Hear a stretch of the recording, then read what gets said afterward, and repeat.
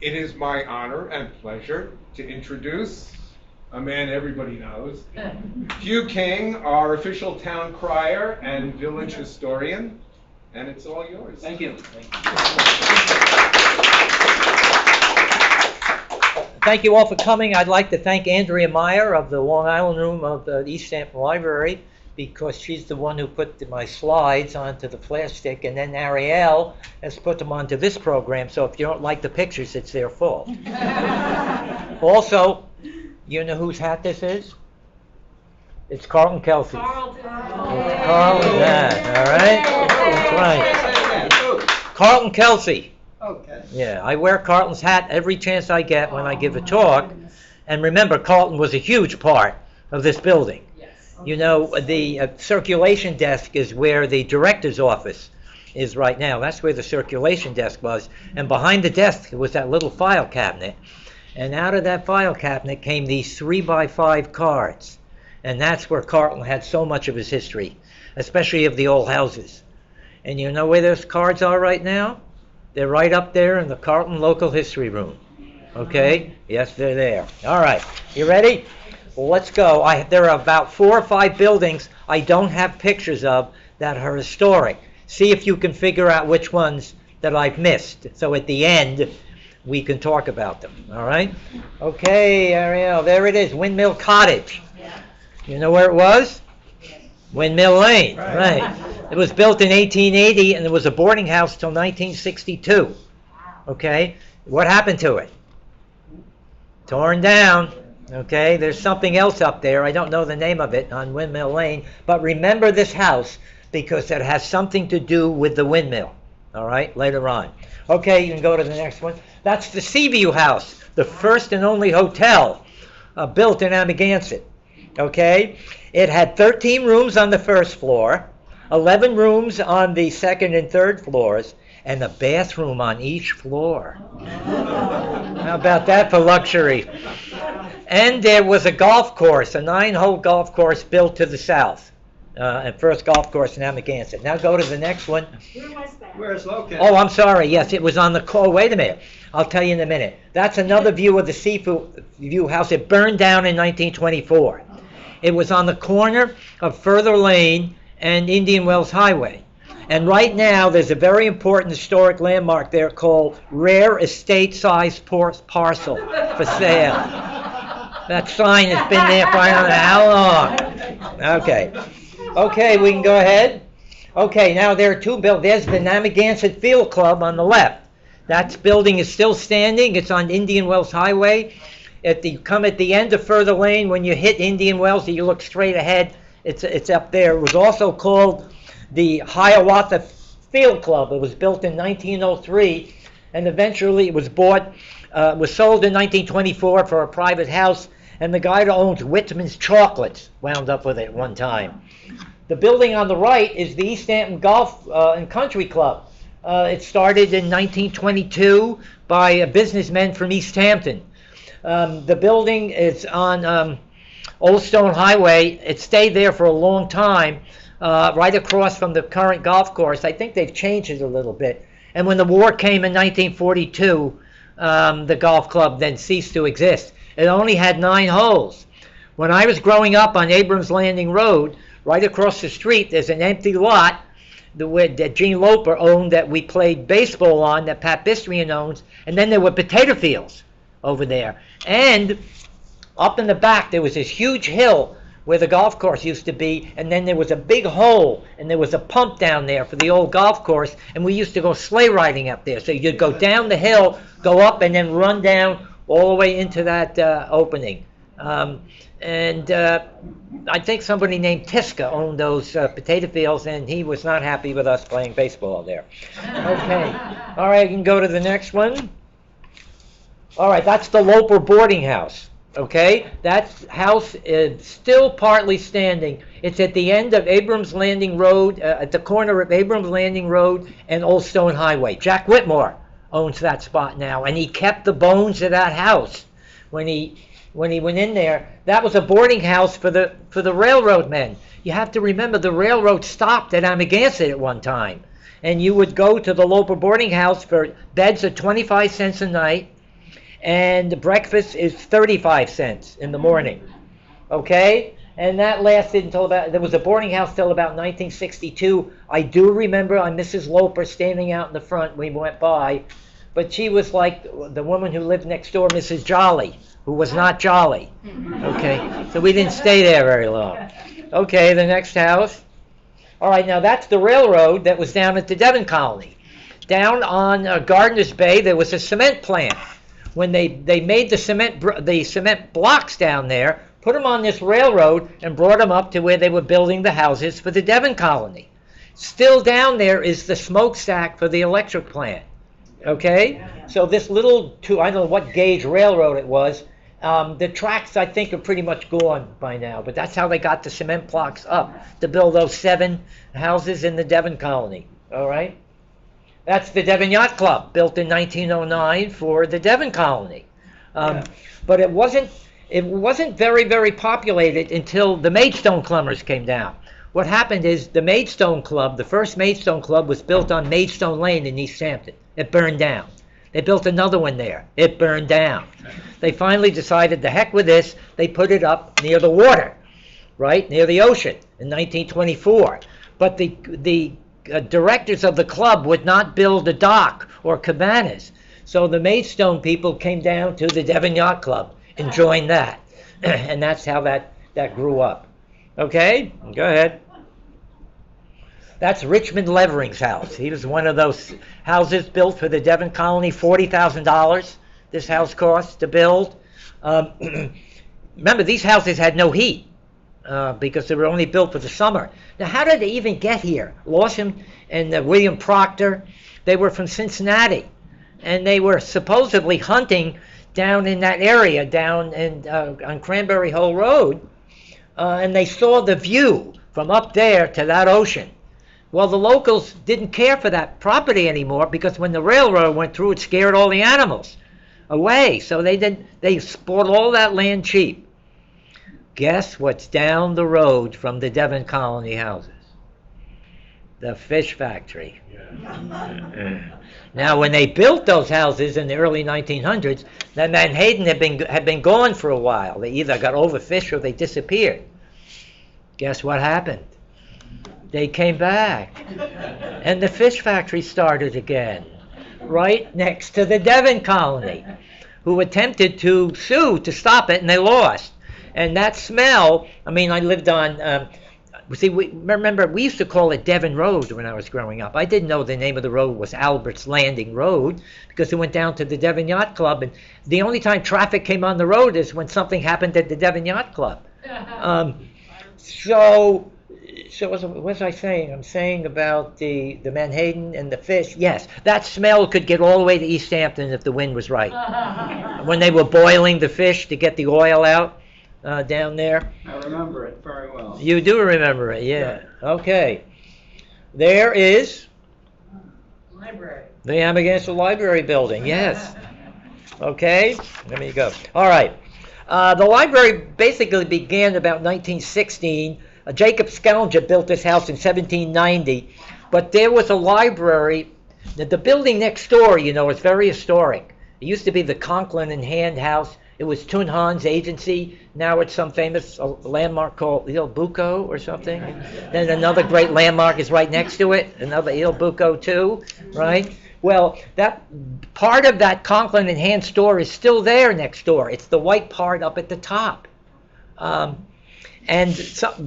Dr. Rossiter Johnson, who lived on Bluff Road, gave books for the library, and they were housed in that house next door for a while, until Mrs. Levering gave the library building for the library in memory of her son, Richmond, who died in 1920. He may have been from the flu, you know, the Spanish flu. Remember, it was called the Spanish flu not because it started in Spain. Spain was the only country that recognized it. Everybody else was hiding it. So they blamed it on the Spanish, but it wasn't. Okay, so the library, yeah, 1921, the library officially began, and the telephone exchange was in here too. Miss Florence Eichhorn was in here with the telephone. Okay, all righty. There's the Amagansett train station, built in 1895. It burned down. Ira Baker, the station master, said he wasn't coming. He moved to Hampton Bays. He said, "I'm not coming back unless you build an apartment upstairs," and they did. And that's when he came back, and that's when the saboteurs had to wait for him to come down. When they landed here in 1942, they were hiding up at the train station, and they waited for Ira Baker to wake up and then come down and open up the ticket window. And on the train they went. I'll got more about them later. Okay. All right, go ahead. I'm getting hoarse here. All right, now, remember I told you the railroad ended in Amagansett, and it ended here at this turnaround. It was at the end of Bunker Hill Road. Okay? So the engines would go there, they would turn around and go back. Until Austin Corbin, the president of the railroad, decided, let's get the railroad to go to Montauk. See? And then we'll dig out Fort Pond and make it a deep sea port. And then those ships coming from Europe can stop at Montauk, get on the train, and come into the city, and you cut a day off their travel. Luckily for us, he fell out of his carriage in New Hampshire and died. All right? And then the bill died in Congress. This house was down at the end of Bunker Hill Road where Mr. DeSuno lived, who I'll talk about later. Okay. That's James Eichhorn. He was a engineer for 50 years, and his name is in gold letters on that steam engine.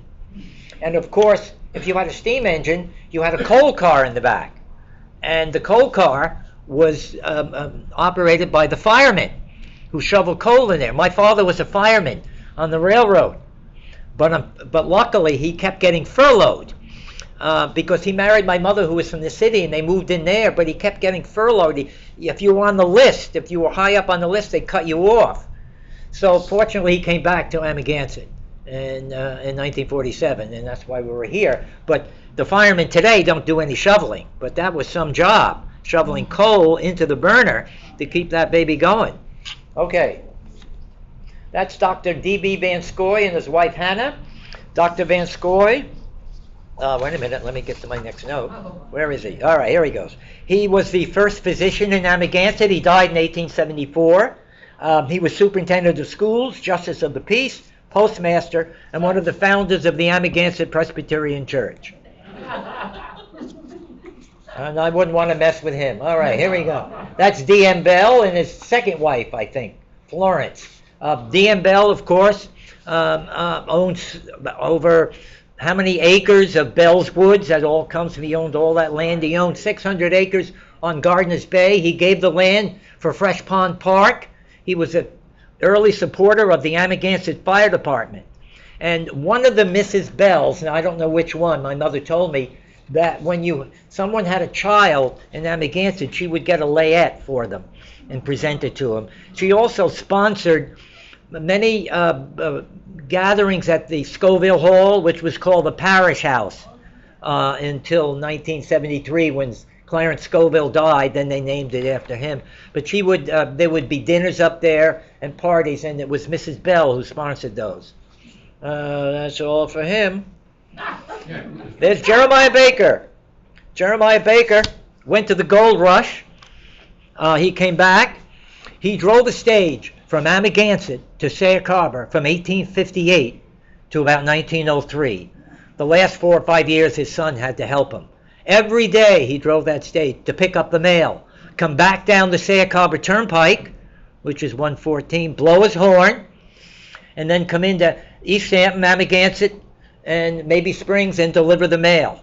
Also, if you wanted any shopping done, Sauk Harbor was like the Roosevelt Field years ago, with all the many kinds of different shops in there because of the whaling trade. So if you wanted a special piece of cloth or a special kind of thread, you gave Jeremiah Baker your list, and then off to Sauk Harbor he'd go, and then he'd come back. Okay, and there's his stage. That's one of his stages that he would ride in. Okay, and there's Jeremiah Baker's house. It's still standing. It's right across the street. Right, it's been added onto and added onto, but it's still there. Okay. Remember, there are about 20 or 25 over 20 of these buildings I'm talking about are still standing, or parts of them are still standing. Oh yeah, I bet they love this. You ready? Okay, wait a minute. Here we go. This is on Bluff Road. You see those houses, those early summer houses? Guess what that guy's doing? Boiling blubber. Now, you know what the smell of that was like? Those people down there must have loved that. These are Tri-Works that were up at the on the edge of Bluff Road at one time. Okay. That's the 1802 Amagansett Schoolhouse, built by Samuel Skellinger. Samuel Skellinger was an important millwright. He built the windmill behind Home Sweet Home. He built the BB windmill in Bridgehampton. And he built this. Now that building was just about in the middle of the road.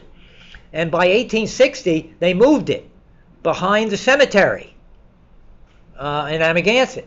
Then in 1881, they built a new school where the tennis courts are. And they sold the building, this building, to Marcus Hand, who then sold it to Joshua B. Edwards, who kept it because he put fishing gear in there. It never got torn down. He never really altered it. It was on the Sheldon property. The Sheldon property came from the Edwards property, and then the Sheldon family gave it back to the schoolhouse, and there it is. All right? All right, there is the 1881 Amagansett Schoolhouse built where the tennis courts are. This is when they put the addition on it. Okay, so this is a later photograph. Now go ahead. And there's the first photograph of the 1881 Amagansett School. It was taken down in 1936 and sold to somebody from Sag Harbor. Okay, Josephine Kraske, Lucy Bennett, and Mary Curls all went to the school, and they're still alive. And they were in this building. And then they came over in February to the 1936 school, which is on Main Street now. The main part of that school is the 1936 Amagansett School. Okay. Oh boy, there she is, Mrs. Griffin, the 6th grade teacher. Heads up. You didn't want to cross her, boy. It's always English time, she said. She not only did she teach 6th grade, she taught English to the 7th and 8th graders that were there. And this is her class from 1949. There's Ronnie Skellinger, Eddie Shaw, Malcolm Edwards, Stuart Lester, Lindy Havens, Clifford Edwards, Lenny Rodriguez is all the way on the left, Terry Parsons, the 2 Wiseman girls. Oh, those Wiseman girls were so beautiful. There were like 4 of them. And then, who's way down there? Oh, Joe Embro. And there's Mrs. Griffin. Well, we had 2 custodians in the Amagansett School when I was there. Leonard Scott, Tommy Scott, who used to be the police chief, his father, and then Mr. Griffin, who was somehow related to Mrs. Griffin, I don't know. And he was such a grump, we called him Cheerios. Well, she overheard myself and others calling him Cheerios. I'm calling up your father right now. She marches down the office, calls him up. He goes, Huey, your son called Mr. Griffin Cheerios. And he goes, don't worry about it, we did too. And she gave my father some lecture.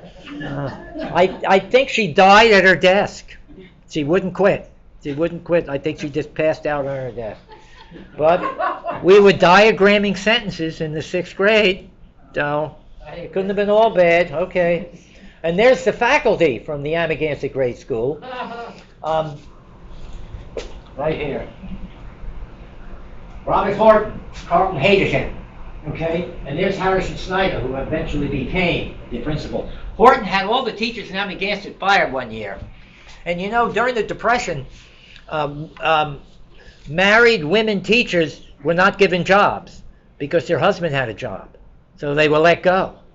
And they only would hire women who were not married. Yes. And I think this guy on the right is Stanford Smith. You're going to see him later. He was on the Board of Education, I think, at the time. Stanford Smith, you wouldn't think he knew anything, Stanford Smith. He had a lawn mowing business and a garbage collecting business, but he was one of the smartest people you ever knew. And unfortunately, well, you'll see him in a minute. All right, let's go on. I'll leave here. All right, there is the kindergarten class from wait a minute, hold it. 1937-38, with Sis Gardell as the teacher. This is in back of the auditorium, all right, the gym and then the stage, and there were steps up there. And over here, right down here, is little Joey Lockaruba. Right there. Joe Lockaruba, yeah. Okay, go ahead. All right, here we are, of course, flensing the whale. This is one of the whales that were caught in the early 20th century in Amagansett. One of the last whales caught here was off of Amagansett, and they're cutting the blubber. I mean, that's what they're doing. Okay, I just threw that in there for history's sake. Okay. All right, here is the 1881 Amagansett Life-Saving Station. This life-saving station was at the corner of Bluff Road and Indian Wells Highway. They thought it was too far from the ocean, so they got rid of it. They replaced it. What did they replace it with? The 1902 Amagansett Lifeguard Coast Guard Station, which is down on Atlantic Avenue, has been restored. Yeah. All right, go ahead. And there they are coming out of one of the two stations. I don't know, but usually when they come out with this, there was a breeches buoy there and a gun. And what they would do if a boat was foundering, they would shoot a line out there with this cannon, attach it, and then get like a seat and pull that out there. You hopped in it, and then they pulled you in. They called it the breeches buoy. Go ahead. And there is the current Amagansett life-saving station, 1902. Right? In 1960, the Carmichael family bought it, moved it up the street down in Bluff Road, and then they gave it back to the town. And it's down there now. They have exhibits in there. You can go visit it. And we do a reenactment every year, of some kind of reenactment of the Nazi saboteur landing. Okay. And there is the picture, a picture of where the saboteurs buried their clothes and the explosives they had. Now, here's a classic. So they show up, right? They get on the beach. And down the beach comes John Cullen, who's from the life-saving station, Coast Guard station. It was a Coast Guard station by then. And he sees them, he meets them, they give him some money, tell him don't bother, and off they go, and off he goes. He runs back to the station. They bury their stuff there, and then it takes them 2 hours to get to the train station. So down the beach come the Coast Guardsmen. Nobody thought to go to the train station. And they were hiding in the bushes for 2 hours. Then they got on the train, they went into the city, and then they gave up eventually, and then the people in Florida got caught too. Okay, good. All right, this was right next door, behind the Conklin and Hand. It was the fire alarm in Amagansett. So however you rang it, or where you rang it, or how many times you rang it, I guess that was where the fire was. It could tell you where the fire was. 3 rings maybe made Indian Wells, or 2 rings maybe meant Hand Lane. I don't know how they did it, but that's what that was used for. It came from a locomotive, I think. Okay, there's James Eichhorn. He was the first fire chief. The fire department began in 1914.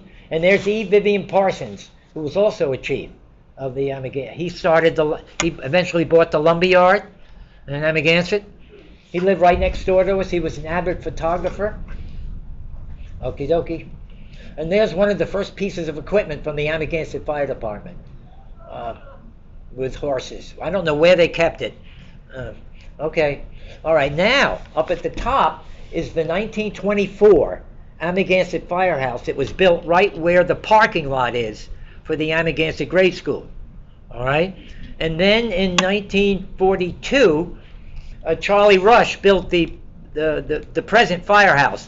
The center of the firehouse right now was built in 1942 by Charlie Rush. He's down here.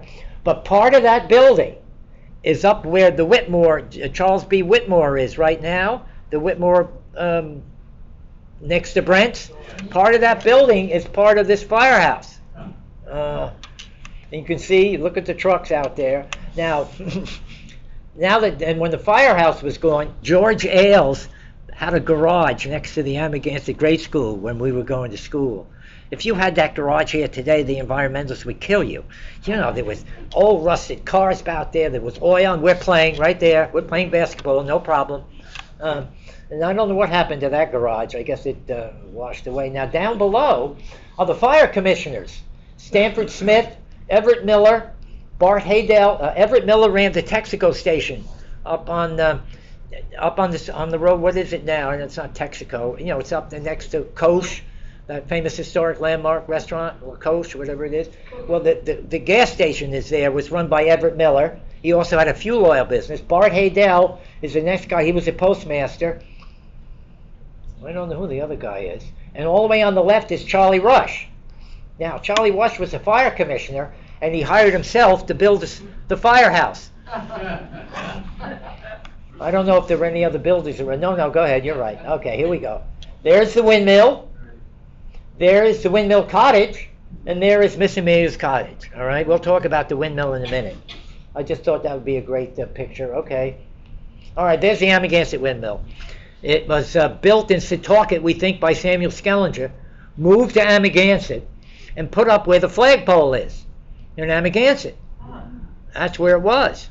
And these mills were run by a company that would invest money. 4 or 5 men would invest money. They hired the miller. And it's got a fantail on it, which helps keep it into the wind.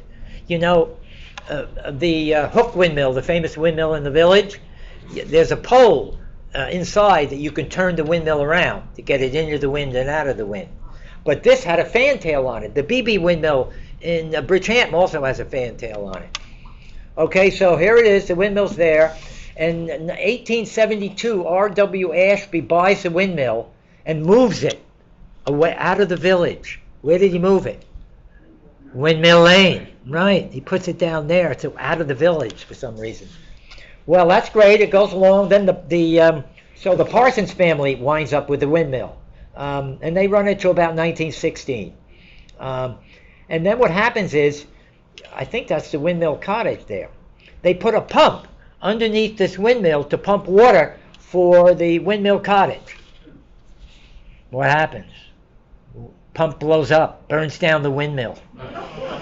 Burned down in 1924. Now, the fire department was only 10 years old then, so, I mean, once things started, you know, that was it. So that's what happened to the windmill. All right, there is the Green Oak Pharmacy, and next door is Conklin and Hand and Company. Conklin and Hand is right next door. Now, here's a classic. You know when that Il Buco, when they put that big plate glass in there and everybody was screaming and hollering? Well, guess what? The first plate glass window in Amagansett was the Green Oak Pharmacy on that spot. All right, years ago, yes. Now, the Green Oak Pharmacy, hold it, okay. Green Oak Pharmacy. Then it became Joe's Restaurant. Then it became the Corsican.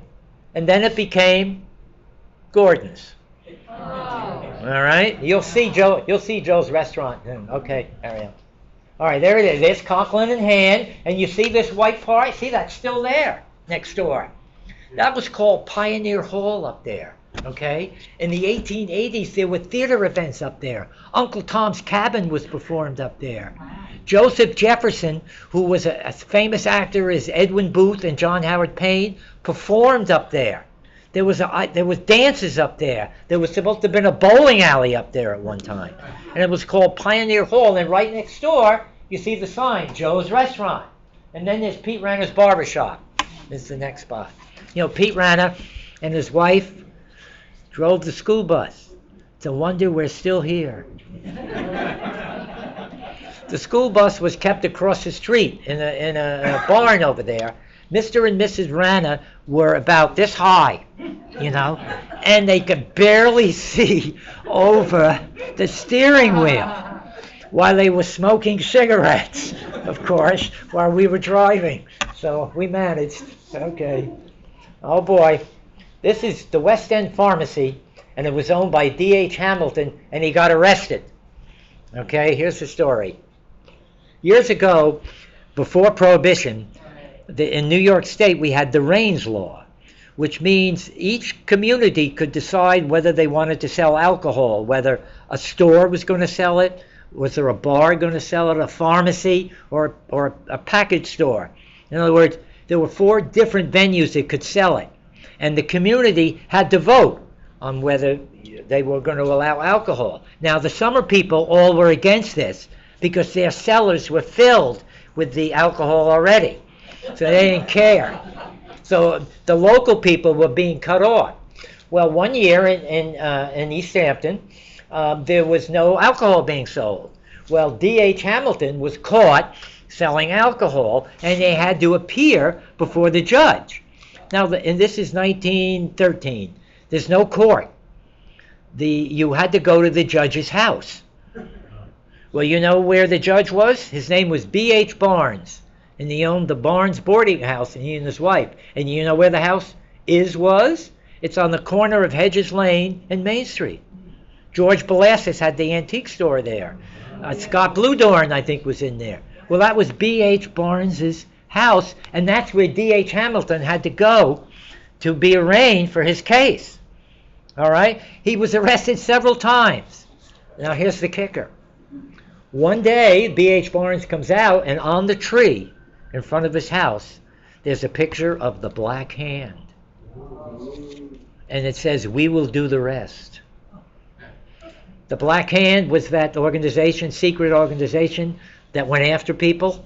And the reason I know this is the poster with the Black Hand on it is in the records of the East Ham Historical Society. They actually have it. And that's the West End Farm. It was right across from Brent. That's where this was. Okay. All right, there's the Amagansett News Store. That's where the record store is right now. That's the Amagansett News Store. It's first owned by Earl Gardell. Then Page Topping owned it. Then he sold it to Bob Winslow and Bob Moss. Now here we go. It's 1964. Bob Winslow and Bob Moss have an idea. We want to open up an IGA. Where's a good place to open up the IGA in Amagansett? Oh, we know. Nobody's using the Miss Amelia's Cottage area. Let's build it up there. Well, when people heard about that, the Amagansett Historical Association was founded. And they bought the Miss Amelia's Cottage. They raised money to buy it. And to their credit, Bob Moss and Bob Winslow said, okay, if the community doesn't want it, we'll build the IGA someplace else. And that's why they built it down where they built it. And that's why the Amagansett Historical Association was formed, to really save Miss Amelia's Cottage. Okay? All right. That's the 1881 Amagansett Life Saving Station. In 1902, it was moved up to Main Street. And Joseph D'Amico bought it, and he had an ice cream parlor in there. Okay? Then in 1932, Salvador Lacaruba rented the store for his shoe repair place. And then in 1939, he bought it. And the boys slept upstairs. That building is still there. The top of it is still there. If you look, you'll still see it. There's the Skellinger Red House. It's now Tack Trunk. Okay? It was actually painted barn red. It was built at 38, 39. It was built by Jonathan Skellinger in 1763. Have you ever been in there? When Dr. Plackey, remember, had his offices there, the ceilings were so low, the floors slanted. It was great. It was also a boarding house in the late 19th and 20th centuries. And then George Skellinger, who owned it, had a barn in the back, and that was the focus of his plumbing business. He was a plumber in Amagansett. My grandfather worked for him. And he'd report there every day and then go out on the job. And this is so typical of some of the kings. You ready for this? My grandfather could have made a lot of money on the weekends by attending to people's plumbing problems. You know what he said? You got to call George Skellinger. I couldn't go out. And he had like 10 kids at home, including my father, to raise. But he wouldn't go out unless it was through George Skellinger. Of course, he missed out, on so much extra money. Okay. There's the Amagansett Presbyterian Church. In 1860, the minister in East Hampton convinced the congregation. They had this church with one steeple. The 1717 church was down by Guildhall. It had one steeple. It was huge. But he told the people in 1860, we're getting so many new people in our town, we don't need that old Puritan church anymore. We need something more modern. So they built this Romanesque church up in East Hampton, and that had two steeples, had these Gothic windows. It was really spectacular. And then in 1960, they put it back to where it was in 1860, what they didn't like. But the people in Amagansett thought, wait a minute, we're spending all this money in 1860 on this new church. Why don't we leave and go to Amagansett and build our own church? And there were like 80 of them. So they left. It wasn't rancorous or anything. They left and they came to Amagansett and they raised the money and built this. And I think that steeple is not as tall anymore because in the 38 hurricane it blew down. But this is exact replica almost of the one in East Hampton. And the colors are from the early 1900s that are on that church now. And you know, I don't know if this is true, but why is one steeple not as tall as the other? And supposedly in Europe, to keep the congregation from continuing to give money, they would never finish it. See, you have to keep giving because we're not there yet. Sounds like a great story. I don't know if it's true. All righty. All right.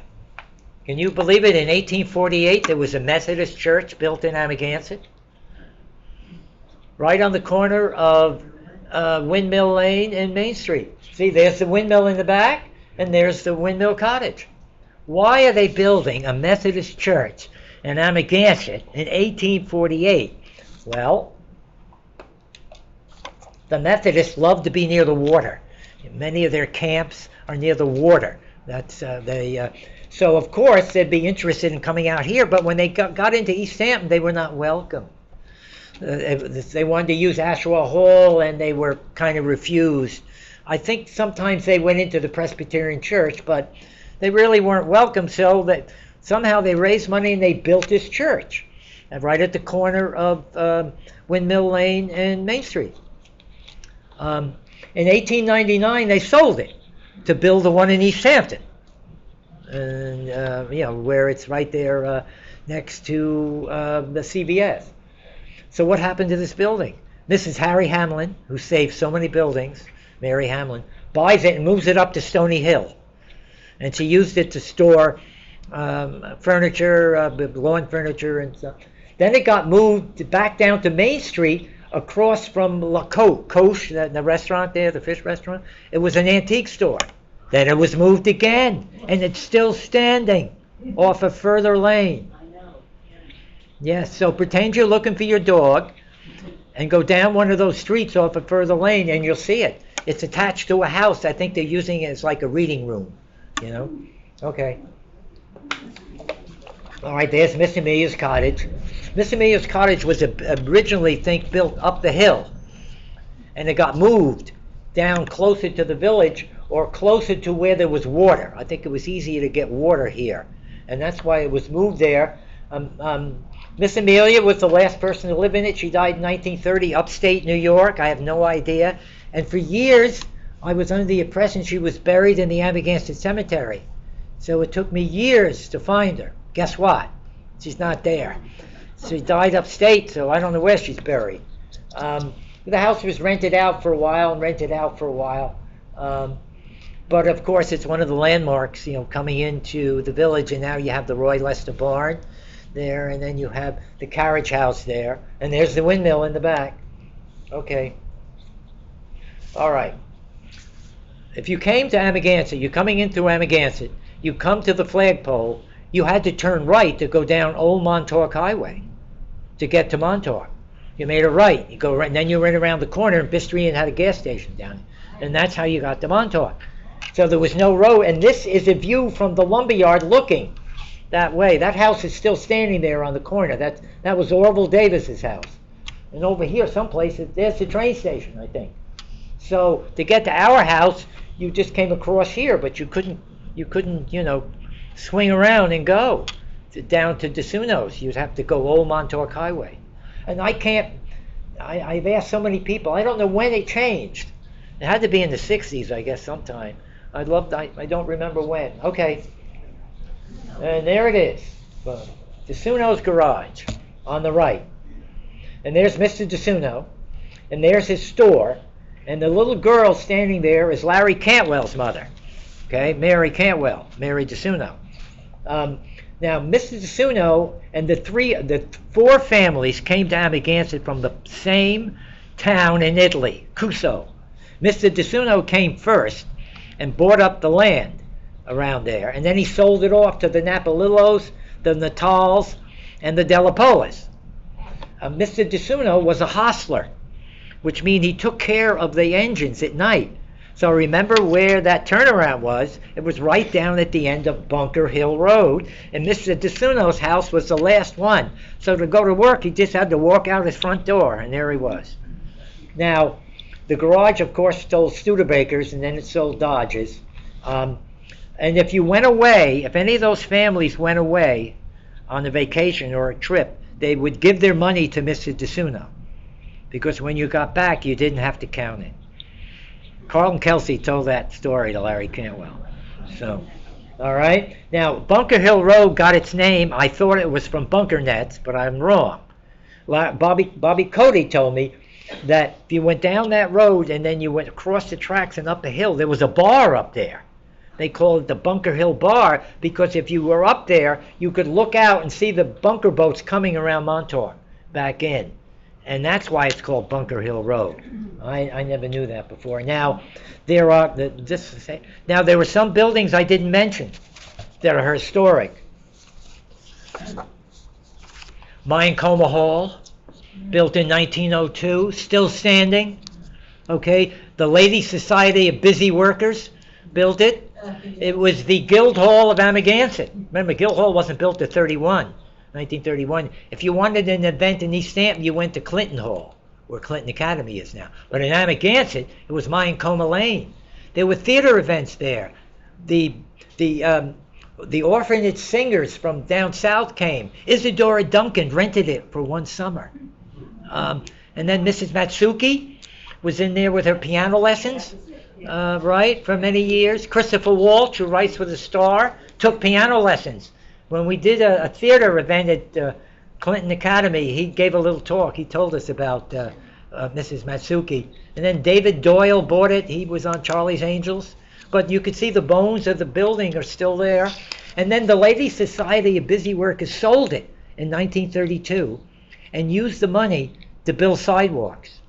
The first sidewalk they built was in front of the 1881 Amagansett School up by the tennis court. The second sidewalk is in front of the present Amagansett School. There's a plaque there. It says Ladies' Society of Busy Workers, 1932. They must have known that there was talk about the school going there. I think that's why they did it. All right, two more. Scoville Hall was built in 1925. It was called the Parish House, and then it was named Scoville Hall after Clarence Scoville, the longtime minister, when he died in 1973. And there was the Ladies' Guild up there. They used to have suppers. The food must have been so good. It was all homemade, and we hated it because we had to go there, you know. St. Matthew's Chapel, the church at the end of Indian Wells, 1907 it was built. They used the Methodist Church for a while, and they built that because the East Hampton Episcopal Church until 1910 was just a wooden chapel, and it was too crowded. And then you had to travel there. So that's why the summer people in the Devon Colony and the Bluff Road people and the Indian Wells people had that church built, so they didn't have to go to East Hampton. I can't believe it didn't have a bathroom in it. It didn't. I don't know why. St. Matt, one more. Erasmus Barnes's house was built in 1832. He was a round-the-world whaler, and his whale logs are in the Long Island room. And you know where his house was? Where Stephen Talkhouse is right now. You can see parts of that years ago were old, and that was Erasmus Barnes's house. That's it, folks.